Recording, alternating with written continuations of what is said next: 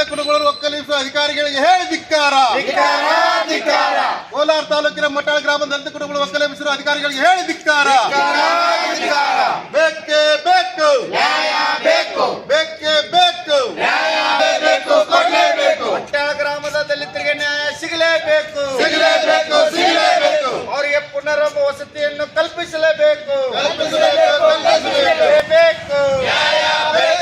ಜಿಂದಾಬಾದ್ ಜಿಂದಾಬಾದ್ ಜಿಂದಾಬಾದ್ ಜಿಂದಾಬಾದ್.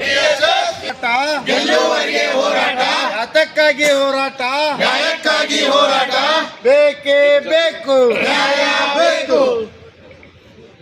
ಇದಕ್ಕೆ ತಂದು ದಲಿತ ಕುಟುಂಬಗಳಲ್ಲಿ ನಿರ್ಗತಿಕರಾಗಿರುವಂತ ಒಂದು ವ್ಯವಸ್ಥೆ ನೀವು ಅಲ್ಲಿ ವ್ಯವಸ್ಥೆ ಮಾಡಿಕೊಡ್ಬೇಕಂತ ಕೇಳ್ಕೊಳ್ತಾರೆ.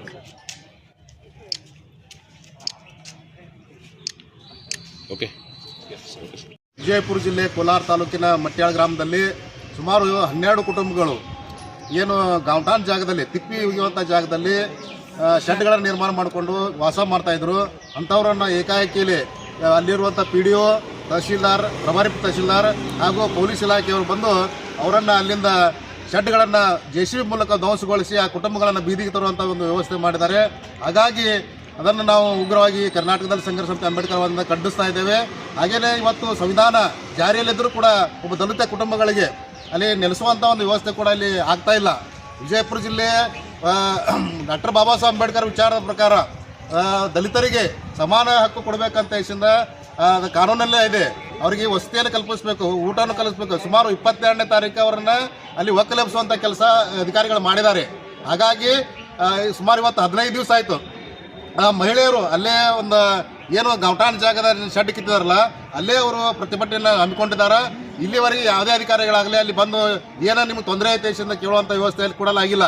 ಹಾಗಾಗಿ ಇವತ್ತೇನು ಕ್ಷೇತ್ರ ಬಸವನಬಾಡಿ ಮತಕ್ಷೇತ್ರದ ಶಿವಾನಂದ ಪಾಟೀಲ್ರು ಬಂದು ದಲಿತರುಗಳನ್ನು ಕೇಳಬೇಕಾಗಿತ್ತು, ಅವರು ಕೂಡ ಇವತ್ತು ಬಂದಿಲ್ಲ. ಹಾಗಾಗಿ ನಾವು ಏನು ಅವರಲ್ಲಿ ಕೇಳ್ಕೊತಾ ಇದ್ದಪ್ಪ ಅಂತಂದ್ರೆ ದಲಿತರಿಗೆ ನೀವು ನ್ಯಾಯ ಒದಗಿಸಿಕೊಡುವಂಥ ನೀವು ವ್ಯವಸ್ಥೆ ಇತ್ತಪ್ಪ ಅಂತಂದ್ರೆ ಅವರಿಗೆ ಅಲ್ಲಿ ಏನು ಗೌಟಾನ್ ಜಾಗನ ಅವರಿಗೆ ಹೆಸರಲ್ಲಿ ಮಾಡಿ ಅವ್ರಿಗೆ ಏನು ಶೆಡ್ಡನ್ನು ನೀವು ಕಿತ್ತುಗಿದಿರಿ ಆ ಶೆಡ್ಡನ್ನು ಪುನಃ ನೀವು ನಿರ್ಮಾಣ ಮಾಡಿಕೊಡ್ಬೇಕು. ಹಾಗೇನೇ ಅಲ್ಲಿ ಡಾಕ್ಟರ್ ಬಾಬಾ ಸಾಹೇಬ್ ಅಂಬೇಡ್ಕರ್ ಅವರ ಸಮುದಾಯ ಭವನ ಇದೆ. ಆ ಭವನದ ಸುತ್ತಲೆಲ್ಲ ಬಹಿರ್ದೇಶಕ್ಕೆ ಹೋಗ್ತಾರಲ್ಲ ಅದನ್ನು ಕಡಿವಾಣ ಹಾಕಿಸಿಂದ ಆ ಭವನಿಗೆ ಒಂದು ಸುಸಜ್ಜಿತವಾದ ಒಂದು ಕಂಪೌಂಡನ್ನು ನಿರ್ಮಾಣ ಮಾಡಿಕೊಡ್ಬೇಕಂತ ನಮ್ಮ ಬೇಡಿಕೆಗಳದಾವ.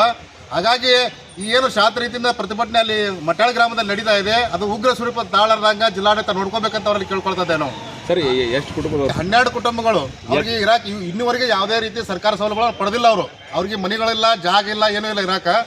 ಎಷ್ಟು ವರ್ಷ? ಸುಮಾರು ಒಂದು 5-6 ತಿಂಗಳಿಂದ ಮೊದಲ ಬೇರೆ ಬಾಡಿ ಮನೆಗಳಾಗಿದ್ದರು, ವಲಸೆ ಹೋಗಿದ್ರು ಅವರು ಬೇರೆ ಮಹಾರಾಷ್ಟ್ರ ಕಡೆ ವಲಸೆ ಹೋದವ್ರು. ಇವತ್ತು ಬಂದ ನಾವು ನಮ್ಮ ಸ್ವಂತ ಊರಲ್ಲಿ ನಾವು ಜೀವನ ಮಾಡಬೇಕಿಷ್ಟು ಬಂದವ್ರನ್ನ ಅಲ್ಲಿ ಶೆಡ್ ಹಾಕೊಂಡಿದ್ರು. ಅವರು ಆ ಶೆಡ್ಡನ್ನು ಕಿತ್ತುವುದ್ರ ಮೂಲಕ ಅಧಿಕಾರವನ್ನು ದರ್ಪವನ್ನು ತೋರಿದಾರ. ಹಾಗಾಗಿ ಯಾರ್ಯಾರು ಅಲ್ಲಿ ಅವ್ರನ್ನ ಮುಂದೆ ಕಿತ್ತಿಸ್ಯಾರ ಅವ್ರನ್ನ ಅಮಾನತುಗೊಳಿಸಬೇಕು.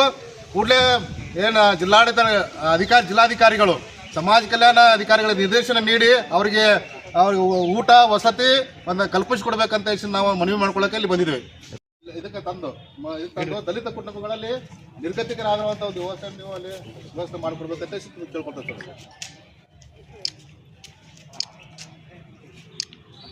ಓಕೆ.